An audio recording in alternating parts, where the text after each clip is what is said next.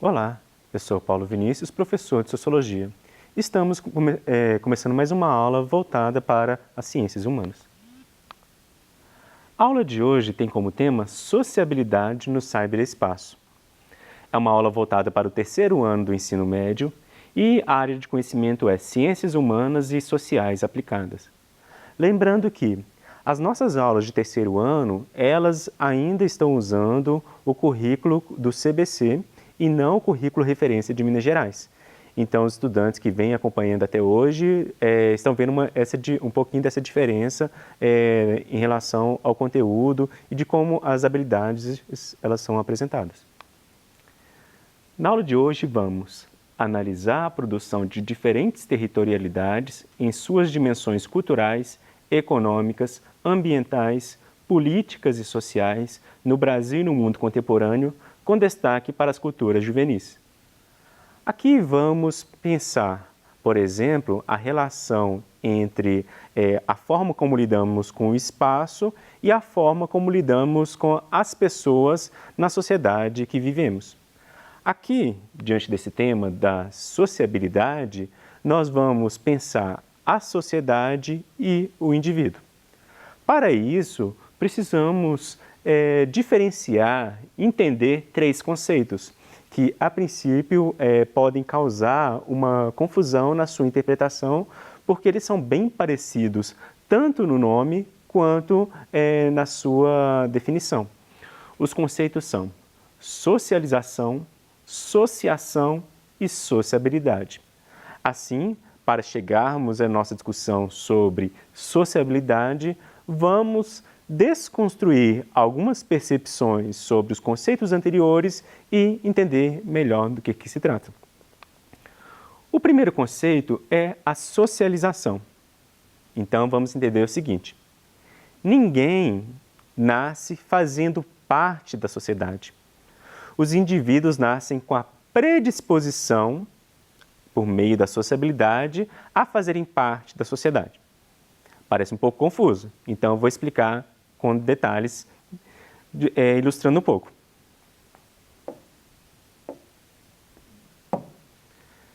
Vamos pensar o seguinte: nós temos um indivíduo que nasceu numa sociedade e a criança, quando nasce, ela não sabe nada o que é próprio daquela sociedade.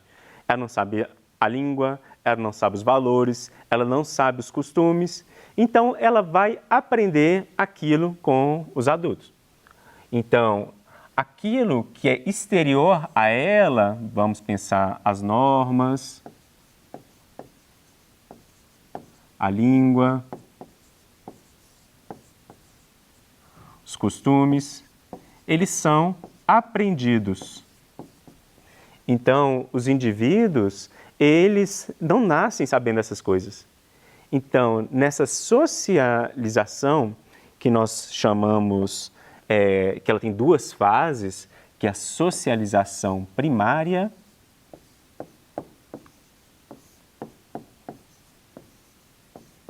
então nós temos a primária e a secundária.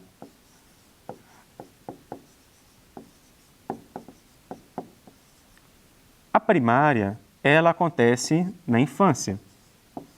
Então, a criança, pelo convívio com a sua família, com os adultos, com seus responsáveis, os pais, por exemplo, ela vai aprender por meio dos estímulos.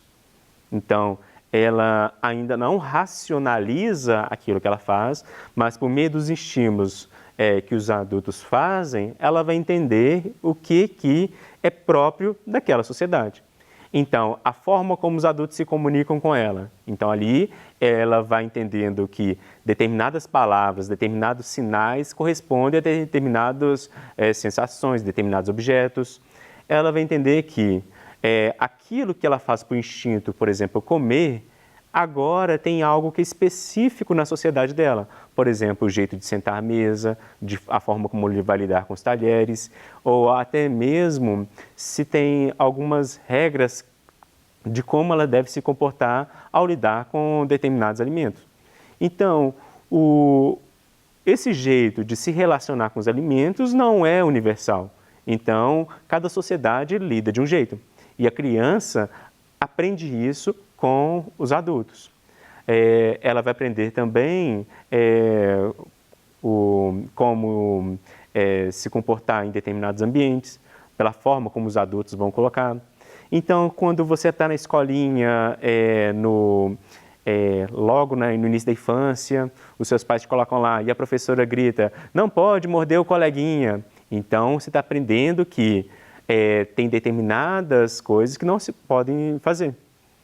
Assim, todos os estímulos, eles são aprendidos nessa socialização primária. São as primeiras regras, os primeiros costumes, as primeiras noções de crenças, por exemplo. Já a socialização secundária, ela Vou apagar um pouquinho.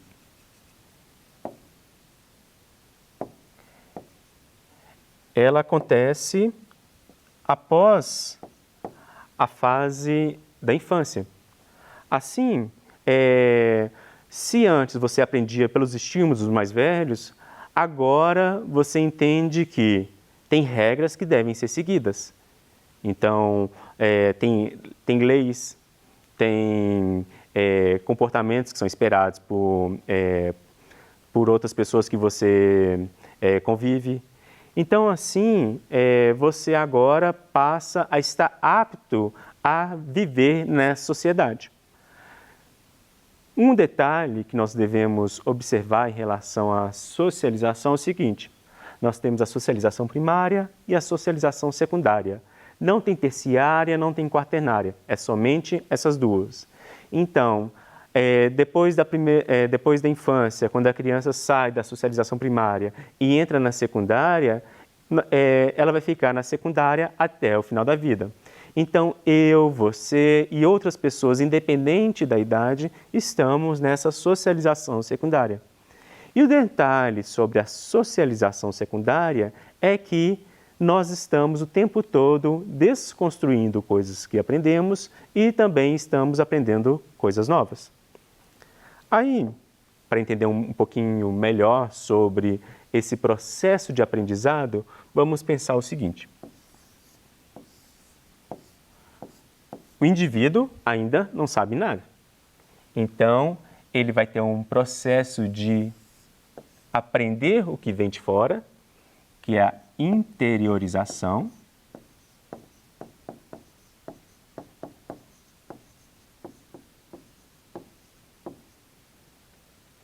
Mas não adianta só aprender se nós não entendemos. Se na socialização primária você entendia pelos estímulos dos mais velhos, na socialização secundária a gente só reproduz aquilo que nós damos sentido. Então, depois vem a objetivação.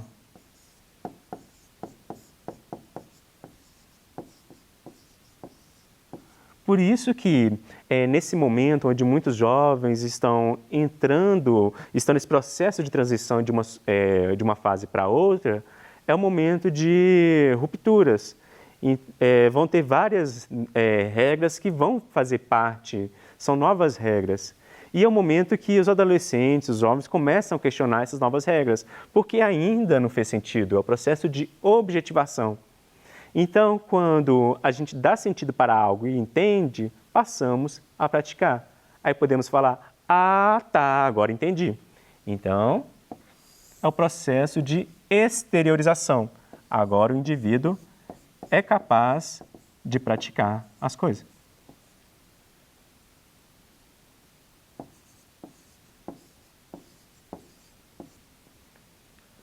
Isso é um modelo didático para a gente entender como acontece a socialização.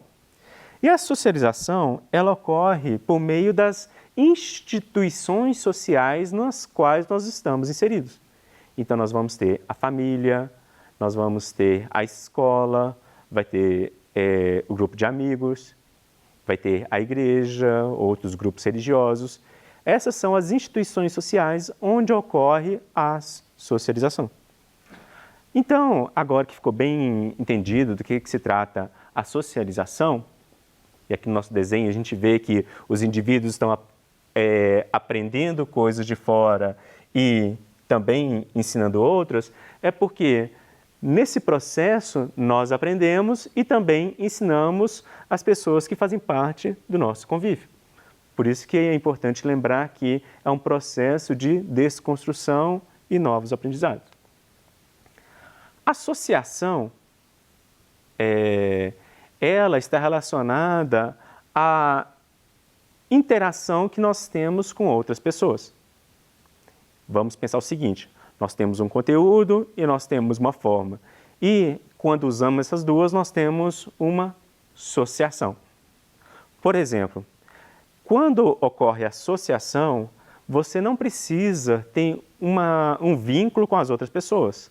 Por exemplo, você está pensando na hora, você quer saber sobre o tempo e você questiona quantas horas, se hoje vai chover. E a resposta que a outra pessoa dá para você, e ali iniciou uma conversa, é uma associação. Por exemplo, você que é adolescente, está no momento de estar apaixonado, quer se relacionar afetivamente com outras pessoas. Você tem um conteúdo na sua cabeça, você está pensando, você tem um desejo de se relacionar afetivamente com outras pessoas. Mas você ainda não chegou na pessoa que você gosta. Quando você chega na outra pessoa, você conversa com ela e declara os seus sentimentos, a outra pessoa vai dar uma resposta. Então, a resposta ela vem do estímulo daquela demanda que você passou. Então, ali, nós tivemos também uma relação de associação. Por isso que a associação, ela é necessária e ela ocorre na relação do indivíduo com o meio no qual ele vive. Por isso que não existe associação entre o indivíduo sozinho. Ele precisa estar relacionando com a sociedade. Por isso que essas palavras, se a gente pensar no início delas, sempre são parecidas com a palavra sociedade, porque elas exigem, elas necessitam dessa relação com outras pessoas. Então, para a gente pensar nesse diálogo, nessa interação, então nós temos essa associação. E a associação, ela confunde um pouco com a sociabilidade. Porque a sociabilidade, ela está pensando agora na nossa interação com o meio que nós vivemos, mas nessa interação tem que acontecer uma relação afetiva. Se lá na sociabilidade nós tínhamos, por exemplo, uma interação com as instituições sociais,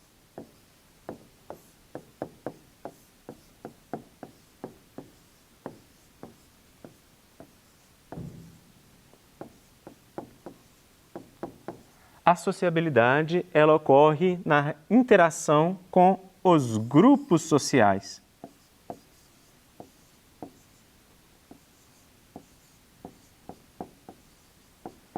É aqui que a gente precisa ter um pouquinho de atenção, porque são palavras, são situações que elas podem se confundir.